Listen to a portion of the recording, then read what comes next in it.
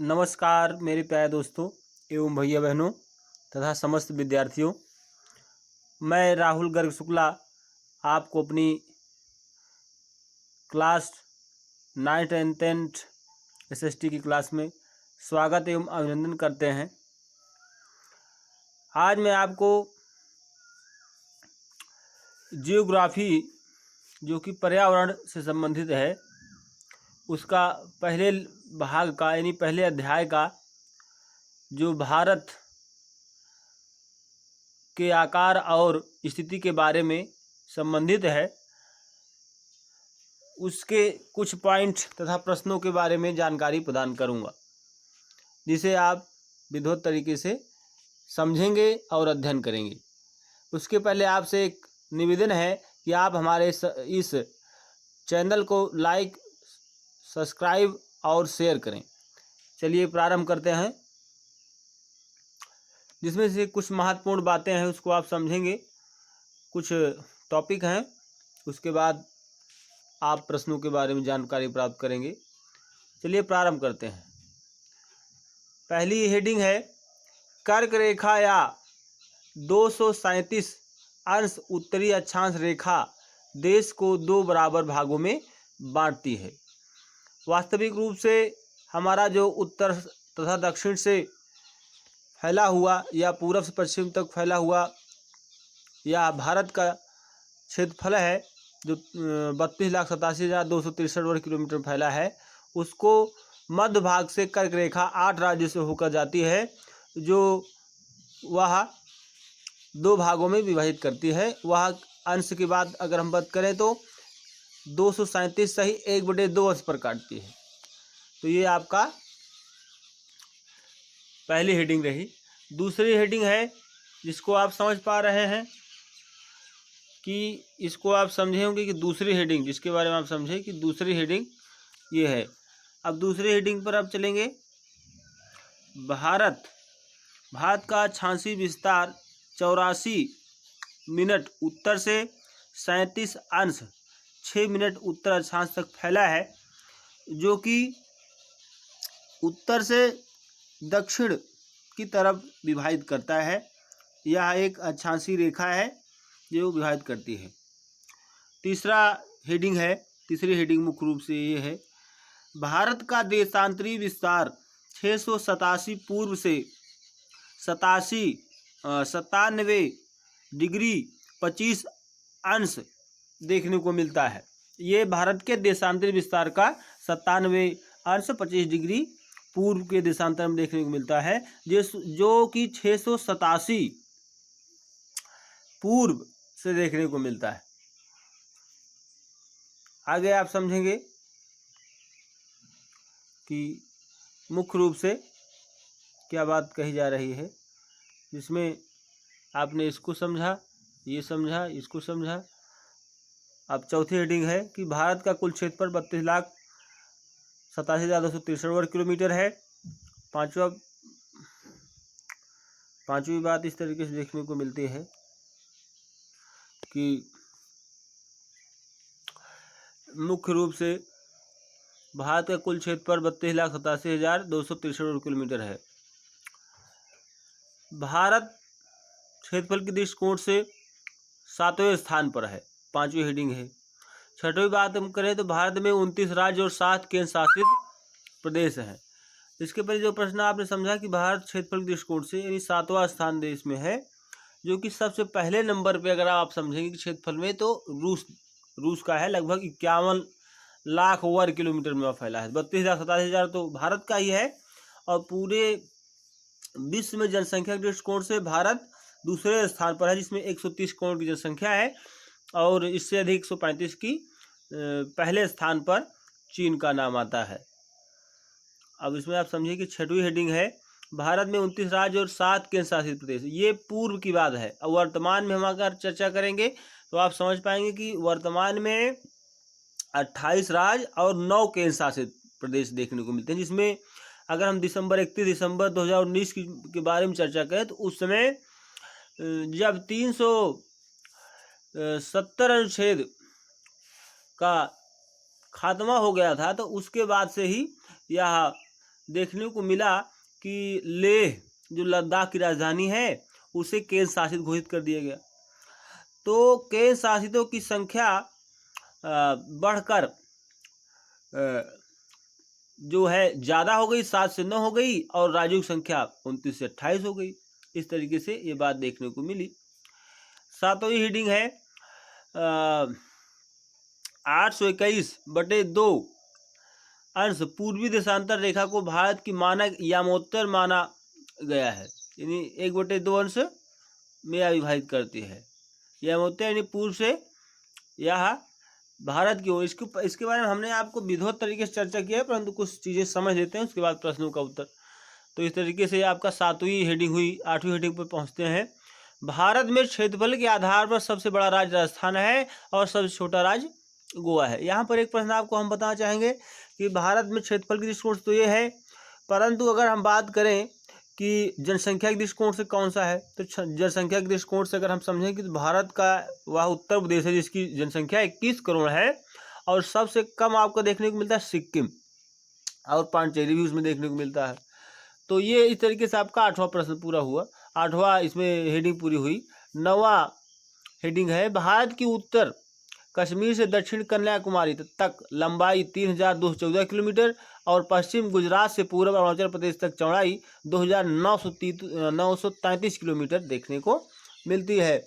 जो कश्मीर से कन्याकुमारी हम कहते हैं कि भारत का 3214 किलोमीटर, और 2933 किलोमीटर पश्चिम से गुजरात से अरुणाचल प्रदेश को देखने को मिलती है।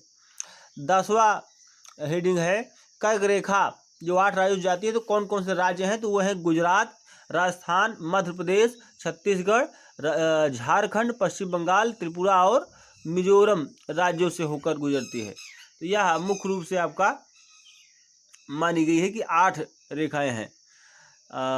जो 8 राज्य हैं रेखाओं के अनुसार वहाँ पर विभाजित हो रहे हैं।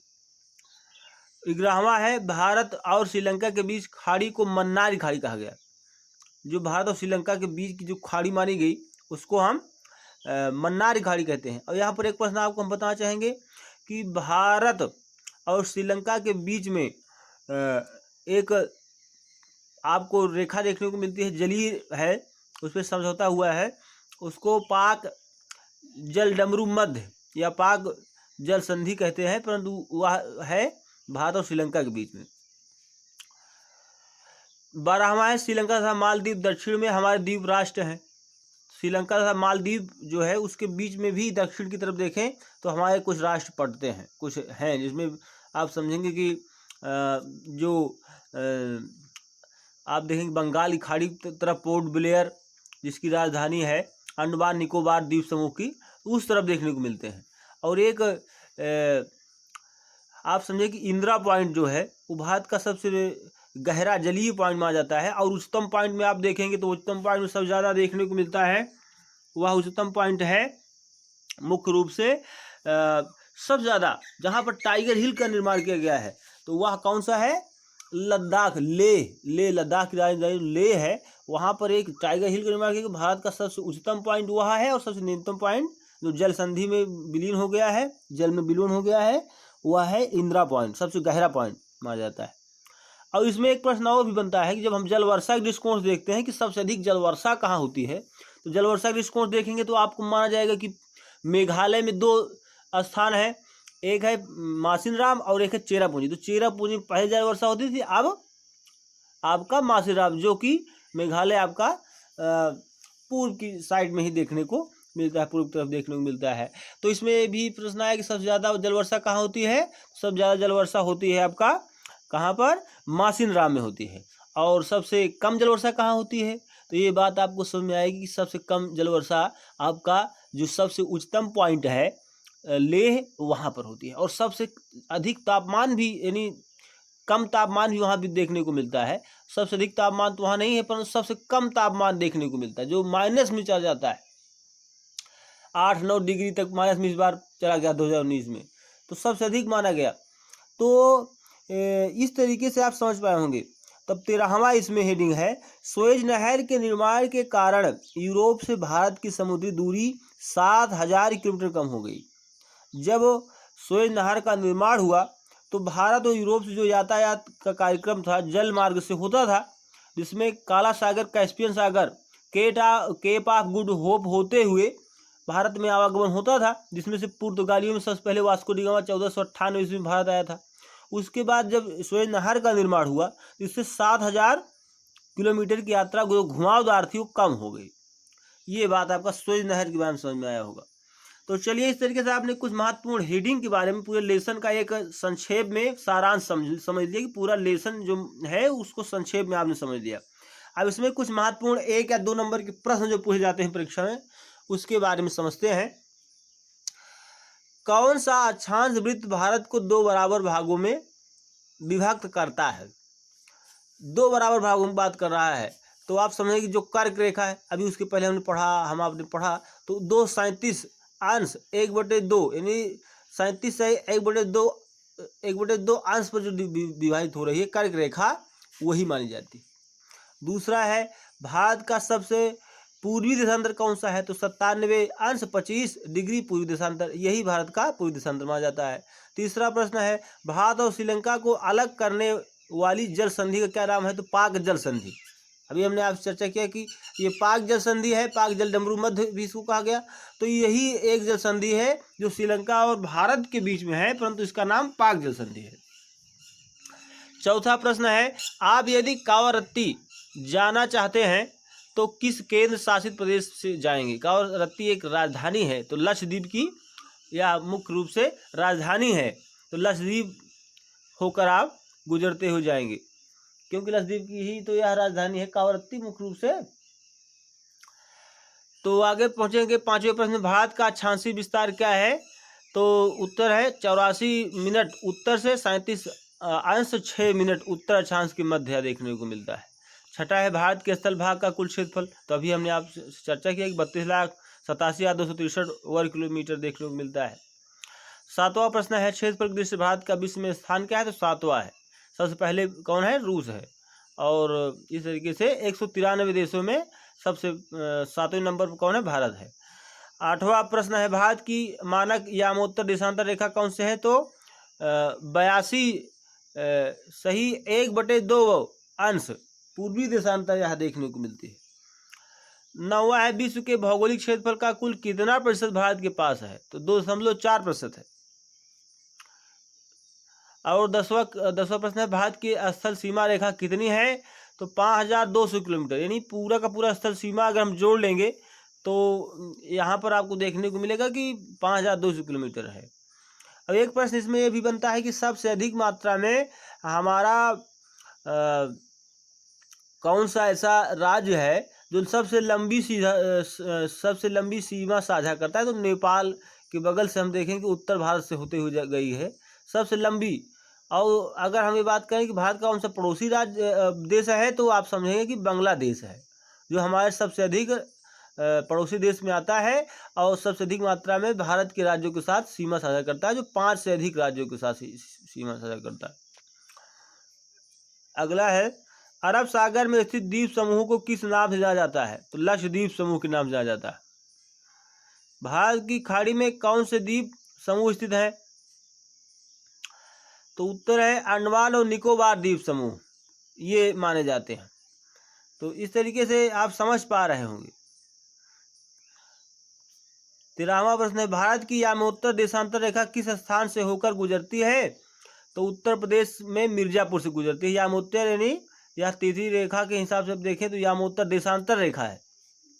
14वां है, अगर हम देखें समय की बात करें तो नैनी से होकर गुजरती है, और यह ब्रिटेन से होकर पूरे उसमें मानी जाती है, जिस समय तिथि का निर्धारण किया जाता है।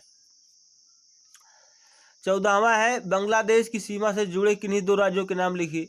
तो पश्चिम बंगाल, सिक्किम, असम, मेघालय, त्रिपुरा, कोई इसमें से 2 ले सकते हैं। तो 1, 2, 3, 4, 5 राज्यों से होकर, 5 राज्य है ना बांग्लादेश के करीब, तो ये आपका इसमें से कोई भी 2 ले सकते हैं। अगला प्रश्न है कि सुएज नहर किन 2 सागरों को जोड़ती है? तो भूमध्य सागर और लाल सागर, या सुएज नहर जोड़ती है। तो उसमें भूमध्य सागर और लाल सागर के करीब से होकर आई है, तो वहीं पर कैस्पियन और काला सागर जो कि केप ऑफ गुड होप होते हुए यहाँ पर जुड़ती है। 16वां है भारत के पूर्व दिशा में स्थित 2 पड़ोसी देशों के नाम बताइए। तो बांग्लादेश, म्यांमार, पूर्व की दिशा में। 17वां प्रश्न है भारत के ऐसे 2 राज्यों के नाम लिखो जिनकी ना तो अंतर्राष्ट्रीय सीमा है और ना ही तटीय सीमा देखने को मिलती है।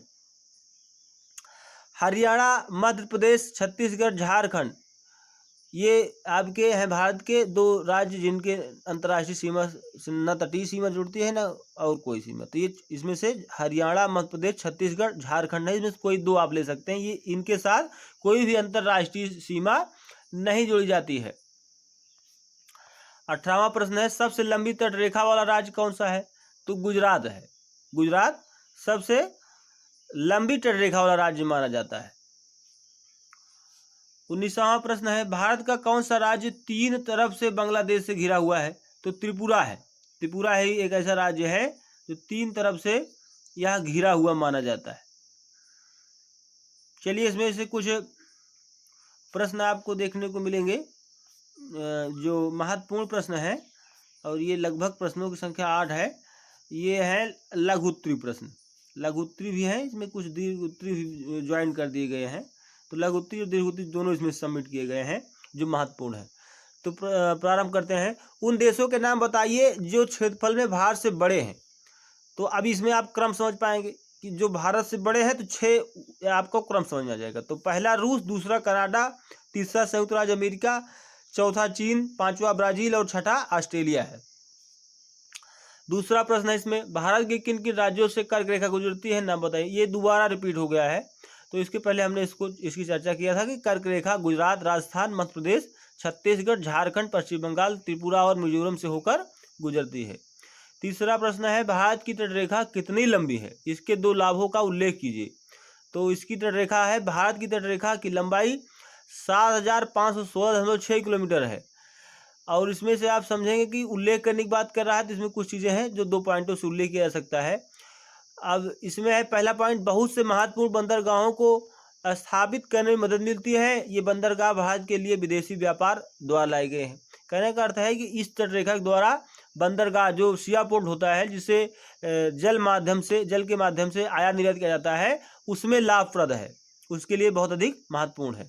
और दूसरा इसमें क्या फायदा होता है, मत्स्य उद्योग को विकसित करने में सहायक बनी है। इस उद्योग में हजारों मछुआरों को रोजगार मिलता है।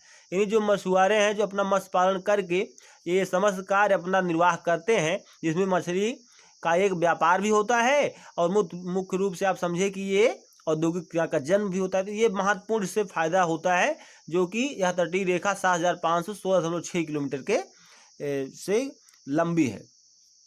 चौथा प्रश्न है अरुणाचल प्रदेश के पूर्वी भाग तथा गुजरात के पश्चिमी भाग के मध्य सूर्योदय में 2 घंटे का अंतर क्यों है? ये बहुत ही महत्वपूर्ण प्रश्न है।